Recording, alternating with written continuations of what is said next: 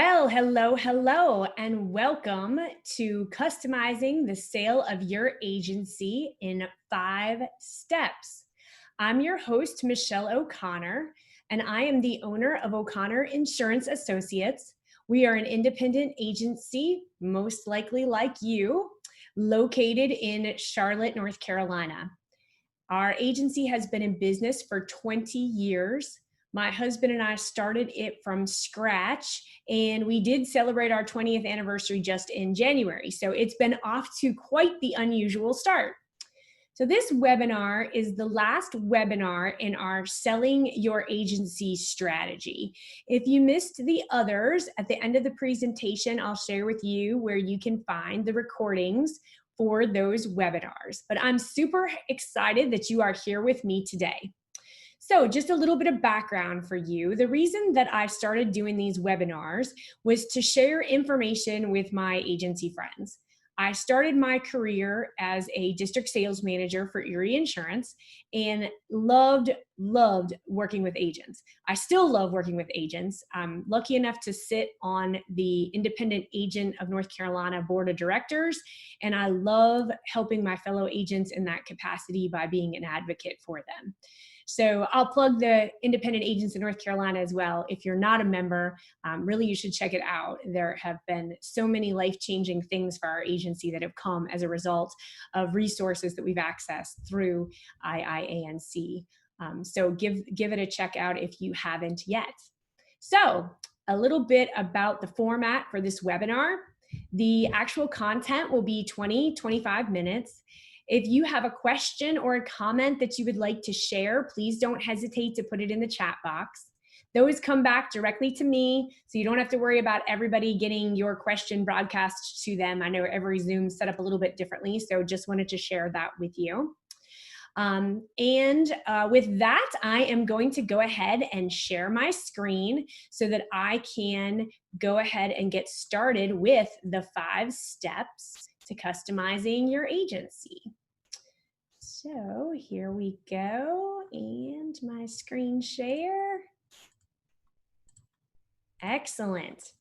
We are in business. So let's dig right in to customizing the sale of your agency in 5 steps. If you've been with me on prior webinars, you know that I stress that every exit plan is unique. It should be unique to your goals, and it should look and feel differently for every insurance agency principal. That's really the way it should be. There's not a cookie cutter version of this. My goal in this webinar is to let you know how many options you have for selling your agency and give you some tools along the way so that you can pick the best option for you and customize it so that it feels good for you and your situation. There are so many things to consider, but the very most important thing is for you to sell or transition your business on your terms. So let's get started with what steps we're going to cover today. Step number 1 is, what is your transition timeline? Number 2, how much involvement you would like to have in the agency after the sale? Number 3, do you have employees you would like to transition in the sale? Number 4, get creative with the payment terms that meet your needs. And number 5, how do you find a buyer that matches your goals? So, the most important piece of this is determining your transition timeline. Like I said, that's going to be unique for everyone. So let me walk you through a quick little exercise. Have you ever heard of reverse goal setting? I have a very good friend who teaches annual planning via a reverse goal setting method. And it is an excellent way to go to what you want the result to be and work backwards. So essentially what it's going to do is allow you to look at how you'd like to see the future and then determine the steps that you need to take along the way in order to get there. So I'm going to show you a graphic representation of this. For whatever reason, when I started planning this webinar, I thought about the sale transition as a bullseye. So everyone knows that the center of the bullseye is the goal, right? So the center is going to be the date of the sale. That's the date that you would like to sell the agency. Now, again, everybody's unique. For some of you, that might be July 1st. Ha ha ha.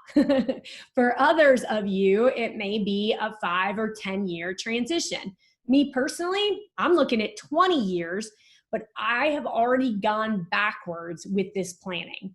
So I already have a 20-year date, and I have gone backwards and said, what does my agency need to look like in 2020 in order for me to sell in 2040?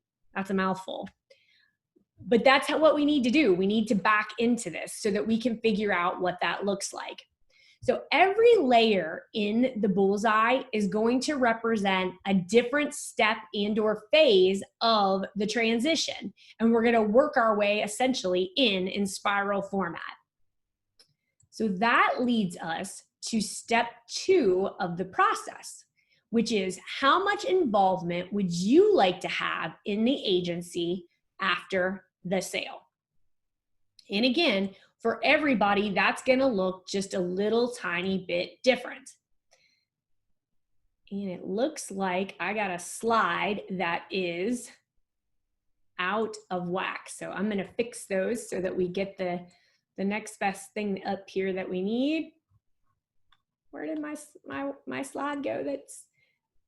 How did we mess that transition up here? So sorry, I work on these slides so much that sometimes I think that they get slid around a little bit. There we go. Awesome, there we go, back on track. So if you joined me for the last webinar, you know that I went over 4 different ways that you can exit your agency. The name of that webinar, if you are looking for it later, is Die at My Desk is Not an Exit Strategy. 4 ways to exit your agency on your terms. So I'm just going to go over them quickly. And if you haven't, again, if you didn't watch that webinar, it's already saved for you. You can go back and take a look. So here's a couple different ways you can transition. Number 1, seamless handoff. This means you plan to walk out of the closing and into the next chapter of your life without looking back.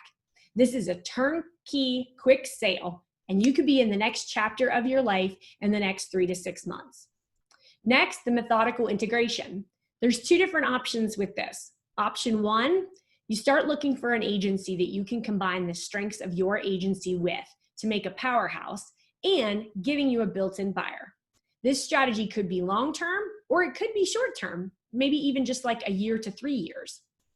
Option 2, you can also find a buyer willing to service your clients for a management fee. This is a great way to operate in a sales capacity without having all the agency management and customer service duties. You can also put the buyout agreement in place that functions over time. So this allows it to function as long or as little time frame as you would like. Third one, hybrid. The hybrid looks like this. You sell your agency, but you retain a role that you love on terms that you would like. So for example, if you love doing nothing but commercial sales, you could sell your agency and create a new agreement with the buyer to stay on board as a producer. Maybe you only work part-time hours. Perhaps you like to just work Tuesday, Wednesday, Thursday, whatever that looks like. Again, this could be a turnkey situation that you could facilitate in as little as 3 months, or this could be a longer term one as well, depending on what your goals are. And last but not least, we have the long-term timeline. So this one, you're going to look for a buyer that matches your client philosophy, and you're gradually going to walk back your duties while selling your operation to the buying agency over time. So this one works best with a longer-term strategy, 3 to 5 years or more. Super effective if you've got a family member or long-term employee, obviously, that you are transitioning into the business. Okay, so now let's go back and see how that graphical representation looks. Step 1, we determined the retirement date. Then we went to step 2. So by the end of this year, we said we are going to determine how much involvement in the sale I will have after the agency sale. I'm sorry, I didn't point this out, but the retirement date I had set for 5 years out, just to give us an illustration. Along the way, we are going to determine the other steps that are necessary in order to get to this goal, being the sale date of 12/31. But the first thing we have to do after we determine that is go back and decide, what role do you want to have? How much involvement after the sale would you like to have? This will look different for everyone. So this is where you need to do your own soul searching and write down your thoughts. And then you can split out the rest of these targeted goals into smaller steps. Okay, let's move on. Step 3. Do you have employees you would like to transition in the sale? This is a super key component, and there's so many different portions of this. So I'm going to show you an easy way to figure this out. Whoops. Again, I'm having a couple challenges here, so I'm going to skip ahead so that you can see my screens here. Here's my employee, and I called it, for lack of a better word, an inventory. So my employee inventory is literally going to have me sit down, write out the people, the hire date, what position it is that they fill, their current salary, if they're full-time or part-time, and the strengths and weaknesses. So we talked about this a little bit in our last webinar, but employees that you want to transition can be a huge selling feature for your agency, especially if they are willing to stay on board with the new buyer. So if you've got somebody that is an excellent long-term employee, or even a short-term employee that's just a dynamite person, this is something that you really want to catalog all their strengths and make sure that it's super apparent to the new buyer. And if you take the time to do that now, you can usually do a good job with it. The other thing that may become obvious as you're completing this is that it's possible that you have an employee that's in the wrong seat in your agency. So maybe they're very detail oriented and they're excellent at documentation, but they're not as friendly and warm as they should be, and you've got them answering the phone. This is a good time for you to assess and also to move folks around as needed to strengthen your agency so that in the sale process, it looks the very best that it could. This might also be the time, if you've got any employees that are no longer needed or are not functioning at the capacity that you need them to, that you go ahead and do a payroll cleanup too. Because after all, it affects the profitability of your agency. Payroll is probably your biggest expense, and so it should be going to the people that are making the maximum impact on your agency. Okay, sorry about that. Now I gotta go back up to number 4, getting creative with your payment terms. So we've talked about this a little bit in prior webinars as well, but I wanna make sure that you've got all of this stuff in order. This is very, very important stuff. Number 1, getting your financials in order. We talked about getting the financials in order in the very first selling webinar that we did. The next thing would be to meet with your accountant and have a very frank discussion about the tax implications of your sale. You might even want to have your financial advisor present for that meeting, and or have a separate conference call with each of them with the same strategy in mind, determining what it is that you want, if you want cash in hand, and what's the best way for you to do that for your long-term financial goals and what the tax implications of that could be. If you have a larger agency and you have a turnkey sale and have all that cash, you're obviously going to suffer some tax consequences. So there could be some other ways to do it, and hopefully you've got a creative tax accountant who can help you with that. Very important in the planning process that you reach out to those other professionals in your life. Part of your selling strategy might also be to finance the buyout so that you can have a stream of income over the next several years. If you work with your accountant and your financial planner on this, they can teach you how to best do it, but obviously you'd be charging some interest, so there could be another stream of income that really could help you there. Most important thing is you have to understand the tax implications so that you can utilize what you need to in the negotiations with the buyer. All right. Again, my slides got out of order and I'm so sorry. I don't know how that happened. Number 5 is, how do you find a buyer that matches your goals?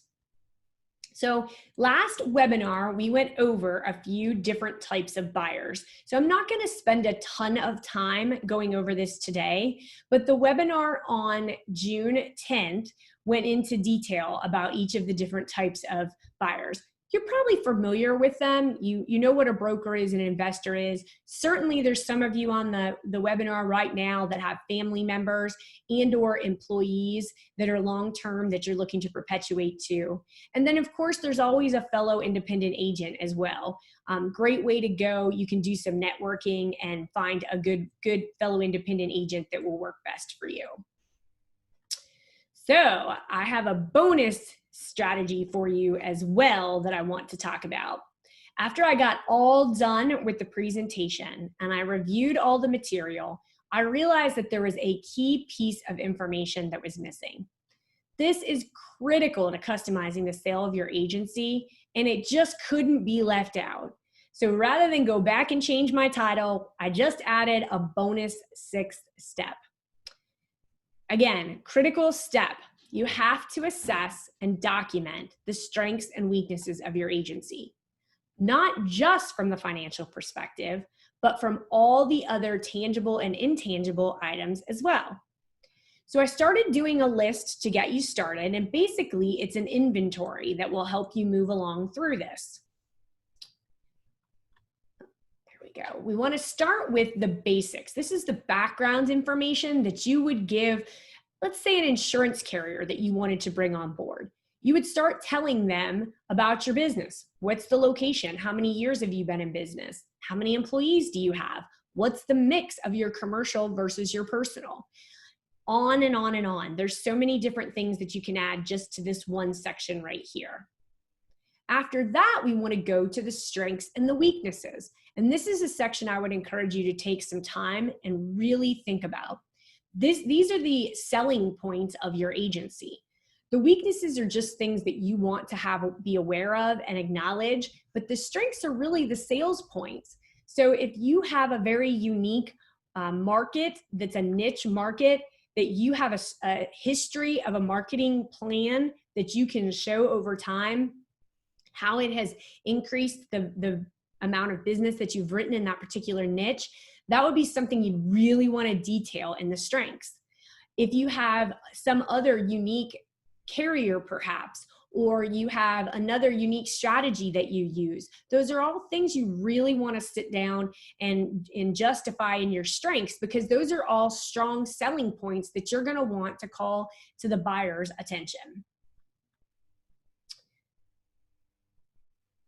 So there we have it. We've got all 5 of our customizing our steps in our agency sale, and a bonus 6th one to assess and document your strengths and weaknesses. The other thing the assessment will do for you is help you when you're looking for another agency that matches your values. And I failed to mention that just now, but that's a real big positive, is having that ability to say, these are the things that we do really well, and we're looking for an agency that's either similar or maybe has some complementary things that they do well that are in our weaknesses. So lots of different ways that can help you a lot. I mentioned the website that I have all the prior webinars cataloged, and I wanted to make sure that you have that in front of you. I'll also send it out to you when I send the recording of this webinar to you. But it is our website, which is oianc.com/insurance-agency-solutions. All of the webinar recordings are there. So if you want to go back and have an in-depth look at one of those topics that I mentioned we covered prior, this is a great place to do it. The other thing that I wanted to mention to you is that plan that I just walked you through, including the graphical representation and the cataloging of strengths and weaknesses, the history, and the employee catalog, I will have available in a white page The white page needs just a few finishing touches put on it, but I really designed it as almost an annual planner, but obviously with a stretch of time there. So walking through, starting with step 1 and determining your transition date, and moving into step 2, which is determining how you'd like that transition to look. Gives you some space to write your thoughts out and some ideas out. So it can be a working document. You can go back to it and make edits and changes to it as you go. But for me personally, I always need something tangible I can put my hands on to step through the process. And I felt like that was a great way to share with you, is to give that white page to you. So as soon as I have the final touches put on that, I will share it with you as well. It even has the spot for you to list all your employees, so you can just get started at what that looks like. Might help you to make some moves or some changes that benefit your agency right now. Last but not least, this is the last webinar in the selling series. And so I wanted to make sure you know that the month of July, next week through the end of July, there won't be any webinars. So I didn't want you to think that you missed anything, or that I had just fallen off, but I've got a short vacation planned in July, and then really gonna take the rest of the time to look at what I wanna do for the August webinar. And so that series will be announced sometime in July. If you have any suggestions for that August one, or some topic that you would really like to see, I'd love to talk to you about it. Also, I didn't want to forget to mention that you have my email address from me emailing you, and I will also send you a link. In the month of July, I'll be available the whole month. If you want to kick some of these ideas around, or talk about what might be some things that you're thinking about in your own transition or your own agency, don't hesitate to reach out to me. I'd love to chat with you about them. So I hope that these have been informative for you. I apologize for those slides being out of order. I'm a bit of a perfectionist, so that is not something that I enjoy, is having to go jump around my slides, and I hope it didn't make my presentation chaotic for you today. I hope that each of those 5 steps makes sense, and that it helps you form a framework in your mind for how you want to go about your planning, and most importantly, doing it on your terms, because that's what the goal of the whole planning process is. So I hope you enjoy the rest of your day. Thank you for being with me, and take good care. Bye-bye.